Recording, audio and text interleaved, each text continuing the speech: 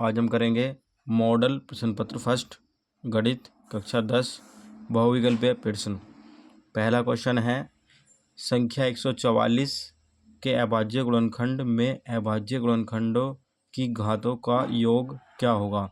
सबसे पहले हमें क्या काम करना है कि 144 के हमें फैक्टर कर लेने हैं। तो 144 किससे डिवाइड होगा, 2 से। 2 से भाग करेंगे इसे, 2 2 सत्ते 14, 2 दूनी 4, फिर 2 से डिवाइड करेंगे, 2 से कटेगा 2 3 6, 1 बचेगा, 2 छक्का 12, फिर 2 से कटेगा, 2 एकम 2, फिर 1 बच गया, 16 हो गया, 2 अट्ठे 16, फिर 2 से डिवाइड करेंगे, 2 में 18, फिर 3 से डिवाइड करेंगे, 3 तिया 9, और फिर 3 से डिवाइड करेंगे, 3 एकम 3। हम यहाँ देख रहे हैं कि 1 2 3 4, 2 कितनी बार आ रहा है 4, तो उसकी पावर चढ़ाएंगे इतनी बार ही, और 3 कितनी बार आ रहा है 2 बार। तो ये लिख गए अभाज्य गुणनखंड। अभाज्य संख्या वे संख्या होती है जो केवल अपने आप से कटती हैं। तो हम यहाँ देख रहे हैं 2 की पावर 4 है और 3 की पावर 2 है। तो ये क्या पूछा है, अभाज्य गुणनखंडों की घात होती है ये ऊपर वाली का योग कितना है। तो इन्हें जोड़ देंगे, 4 और 2 6। तो इसका आंसर कितना आना चाहिए, 6। तो इसका आंसर है ऑप्शन नंबर डी, 6। अगला क्वेश्चन देखते हैं, क्वेश्चन नंबर 2। क्वेश्चन नंबर 2 में क्या कह रहे हैं, द्विघात समीकरण x² माइनस 4 बराबर 0 के मूल क्या होंगे। तो दिया हुआ x² माइनस 4 बराबर 0। तो ये x² माइनस का 4 है, उधर जाके ये प्लस का 4 हो जाएगा। और हमें पता है जो 4 होता है वो 2 का वर्ग होता है। दोनों तरफ से वर्ग हटेगा, तो क्या वर्ग हटेगा तो क्या होता है, तो यहाँ पर 2 आ जाना चाहिए, लेकिन यहाँ 2 नहीं लिखते, यहाँ लिखते हैं x बराबर प्लस माइनस 2। इस बात को याद रखेंगे। तो इसका आंसर है ऑप्शन नंबर सी। अगला क्वेश्चन देखेंगे, क्वेश्चन नंबर 3। खैर क्या करें, बहुपद x² माइनस 2x माइनस 3 के शून्यक होंगे। इसमें शून्यक पूछ रहा है, यानी कि x के मान कितने होंगे। x² माइनस 2x माइनस 3 के शून्यक क्या होंगे। इसके शॉर्ट ट्रिक से करेंगे। सबसे पहले हम -3 ले लेते हैं यहाँ से, जो भी वैल्यू रखी हुई हो साइन के साथ।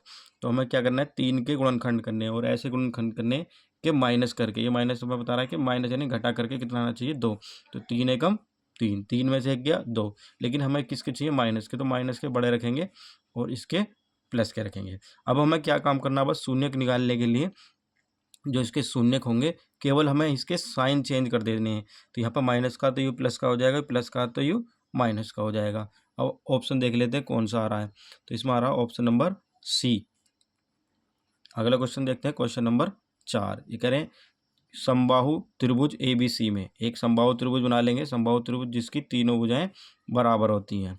क्या करें, भुज समबाहु त्रिभुज ABC में भुजा AB की माध्यिका, मान लें AB की माध्यिका CD है, AB की जो माध्यिका है वो CD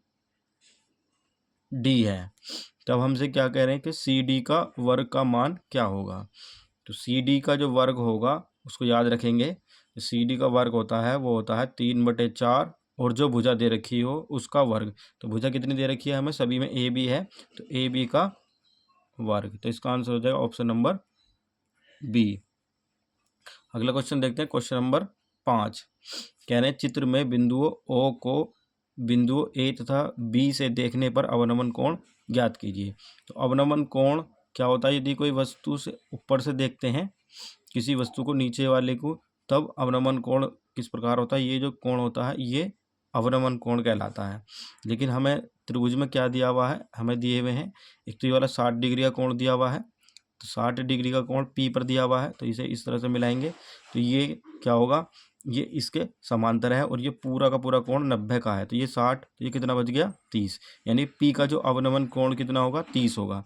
तो P का अवनमन कोण 30 एक में दे रखा है, लेकिन अभी ए और देख लेते हैं। ए में क्या दिया हुआ है, ए में दे रखा है यहाँ पर 45, तो ये 90 होता है, और 90 ये 45, तो ये भी 45 हो जाएगा, क्योंकि त्रिभुज के तीनों कोणों का जोड़ 180 होता है।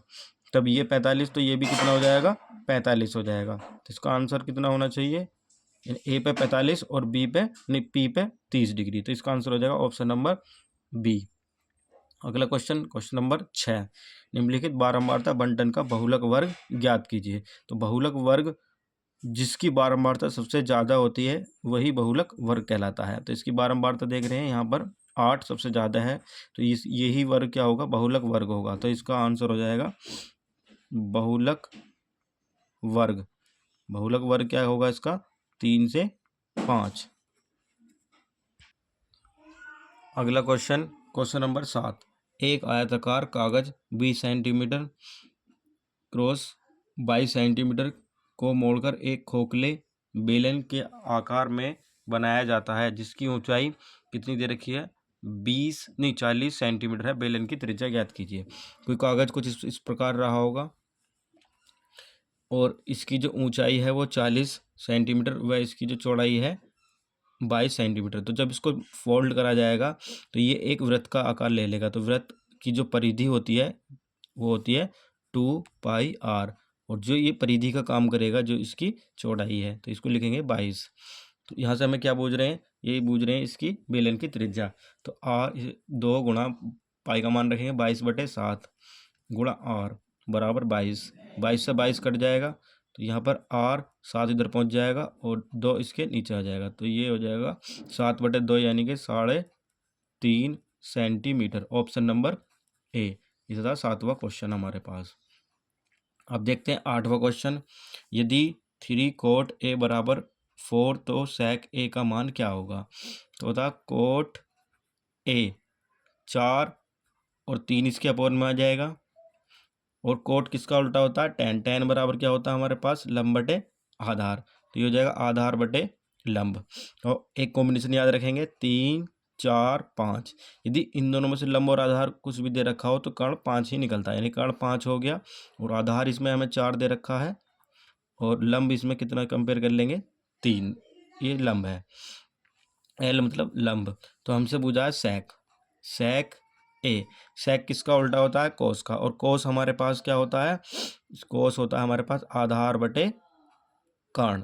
तो ये हो जाएगा कर्ण बटे आधार। तो कर्ण कितना है हमारे पास 5 और आधार कितना है 4। तो ये इसका आंसर हो जाएगा ऑप्शन नंबर बी। अगला क्वेश्चन देखते हैं, क्वेश्चन नंबर 9।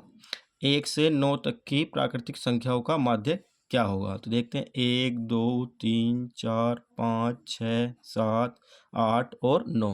तो इनके क्या पूछा है इन्होंने, माध्य पूछा। तो माध्य में क्या करते हैं, बिल्कुल बीच वाला पद होता है। देखें 4 इधर से खत्म करें हमने, 4 इधर से खत्म करें, तो बीच में क्या रह गया 5। तो यही इसका आंसर हो जाएगा ऑप्शन नंबर बी। अगला क्वेश्चन देखते हैं, क्वेश्चन नंबर 10। अच्छी प्रकार फेंटी गई 52 पत्तों की एक गड्डी में से एक इक्का आने की प्रायिकता क्या होगी। तो इक्का जो होते हैं एक गड्डी में 4 होते हैं, तो कुल संभावित परिणाम अगर हम गड्डी में से एक पत्ता खींचे और वो भी इक्का निकले, तो इक्के निकलने की उम्मीद कितनी है 4। लेकिन अगर उसमें से टोटल कितने निकल सकते हैं 52, तो इसका हो जाएगा 4 एकम 4, 4 से डिवाइड करेंगे 13। तो इसका आंसर हो जाएगा 1/13। अगला क्वेश्चन है क्वेश्चन नंबर 11। चित्र में त्रिभुज ABC के आधार पर BC के समांतर PQ खींची गई। ये आधार BC है और इसके समांतर PQ खींची गई। यदि PQ अनुपात BC बराबर 1:3 तो AP तथा PB का अनुपात क्या होगा, यानी AP अनुपात PB का अनुपात क्या होगा। तो इसमें एक फॉर्मूला होता है, हमें याद रखेंगे, PQ upon BC। PQ upon BC बराबर होता है AP अपॉन में ये पूरी भुजा A अपॉन B। ठीक है जी। और इसमें PQ और BC हमें 1/3 यानी 1:3 दे रखा था। और ये होगा AP अपॉन में AB। हमें देखिए AP अगर हम कंपेयर करें तो AP बराबर कितना 1, यानी AP कितना हो गया 1, और AB बराबर है 3, यानी AB बराबर है 3, यानी पूरा 3 और ये 1। तो इसका मतलब ये कितना बचा 2, यानी AP 1 और PB कितना 2। तब इनका अनुपात कितना हो जाएगा, AP अपॉन PB बराबर ये 1 और ये 2। तो इनका अनुपात हो जाएगा 1:2। तो इसका आंसर हो जाएगा ऑप्शन नंबर सी। अगला क्वेश्चन है 12वां। बिंदुओं A 2,-5 और B -2,9 से समदूरस्थ x अक्ष पर बिंदु क्या होंगे। तो इसका आंसर आपको कमेंट्स बॉक्स में देना है। अगला क्वेश्चन नंबर देखेंगे, क्वेश्चन नंबर 13। चित्र में O वृत्त का केंद्र है ये वृत्त का केंद्र दे रखा है। यदि BOC ये कितना दे रखा है 110 डिग्री है। AB तथा AC वृत्त की स्पर्श रेखा है। ये AB और AC इसको वृत्त को स्पर्श कर रही हैं। तो OAB की माप क्या होगी? OAB की माप क्या होगी? तो हमें पता है BOC, यदि ये 110 है तो ये वाला जो कोण होता है कि दोनों कोणों का जोड़ होता है 180, तो ये 110 हो गया, तो ये पूरा हो गया 70। लेकिन ऊपर वाला जो ये आधे आधे में बढ़ जाता है, तो ये 70, तो ये 35 और ये भी 35, तो यही हमसे ऊपर वाला एंगल पूछा है, तो इसका आंसर हो जाएगा ऑप्शन नंबर A 35 डिग्री।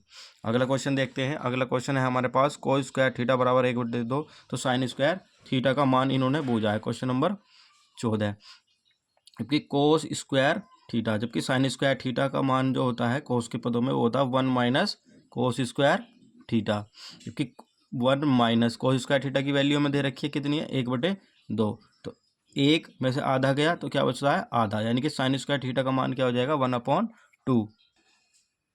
अगला क्वेश्चन है क्वेश्चन नंबर 15, तो इसमें दिया हुआ है चित्र में त्रिभुज त्रिज्यखंड OAB की परिमाप क्या होगी। तो इसका भी आंसर आपको कमेंट्स बॉक्स में देना है कि इसका परिमाप क्या निकलेगा।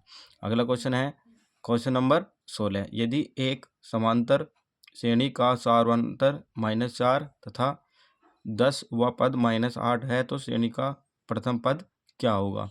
तो निकालेंगे समांतर श्रेणी का सारवांतर को हम D से नोट करते हैं। D बराबर दिया हुआ है -4, 10वां पद यानी पदों की संख्या कितनी दे रखी है 10, और TN यानी कि 10वां पद बराबर दे रखा है -8, तो TN बराबर फॉर्मूला होता है हमारे पास A + N - 1 × D, जबकि N की वैल्यू 10 दे रखी है, यानी कि T10 बराबर दे रखा -8, A बराबर निकालना है प्लस N की वैल्यू 10 - 1 × D कितना दे रखा है हमें -4, तो यहाँ देख रहे हैं -8 A प्लस यहाँ से 10 में से 1 गया 9, और ये -4, तो प्लस माइनस क्या हो जाएगा माइनस जाएगा, 9 चौक 36, ये माइनस का दर्जा का हो जाएगा प्लस का, यानी A बराबर 36 प्लस का हो गया, और ये था -8, तो 36 में से 8 के बचेंगे 28, तो आंसर हो जाएगा ऑप्शन नंबर C।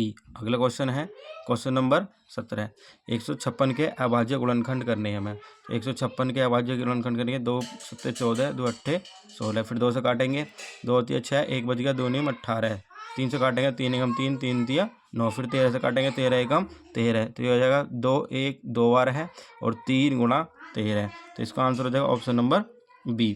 अगला क्वेश्चन नंबर देखते हैं 18। 18वें में क्या दे रखा है, दो वृत्त एक दूसरे को अंतःस्पर्श करते हैं। तो दो वृत्त हैं जो अंतःस्पर्श कर रहे हैं, अंदर से अंतःस्पर्श करते हैं, मान लें ये इनके केंद्र हैं, और वृत्तों के केंद्रों के बीच की दूरी कितनी दी हुई है 3 सेंटीमीटर। तो वृत्त ये है केंद्र, और इनके बीच की दूरी कितनी है 3 सेंटीमीटर। ये कह रहे हैं यदि एक वृत्त की त्रिज्या 2 सेंटीमीटर है तो छोटे वृत्त की ही त्रिज्या 2 सेंटीमीटर हो सकती है, बड़े वृत्त की नहीं हो सकती, क्योंकि इनका डिफरेंस ही 3 है। तो ये मान लिया ये कितनी है 2 है, 2 सेंटीमीटर एक है, तो दूसरे वृत्त की त्रिज्या क्या होगी। तो ये पूरी यहाँ से लेके यहाँ तक कितनी है 3 है, और ये जो छोटा वाला वृत्त है इसकी त्रिज्या यहाँ से केंद्र से लेके वृत्त को मिलाएंगे तो यू भी इसकी त्रिज्या हो जाएगी, तो यू भी कितनी हो जाएगी 2, और 2 तो ये होगी, और 3 यहाँ से लेके यहाँ तक लगे तो कितनी हो जाएगी 3 + 2 बराबर कितनी हो जाएगी 5। अगला क्वेश्चन देखते हैं क्वेश्चन नंबर 19, समीकरण के मूलों का योग क्या होगा। तो मूलों का योग अल्फा प्लस बीटा बराबर होता है -b/a। तो b कितना होता है, ये a होता है, ये b होता है, ये c होता है। तो b की जगह कितना है -3, तो माइनस तो पहले थे, माइनस माइनस हो जाएगा प्लस, तो और अपॉन में a कितना दे रखा है 5, तो इसका आंसर हो जाएगा 3/5, ऑप्शन नंबर a। अगला क्वेश्चन देखते हैं क्वेश्चन नंबर 20। क्वेश्चन नंबर 20 में क्या दिया हुआ है हमें, यदि द्विघात समीकरण इतने के मूल बराबर हैं तो m का मान बताना है।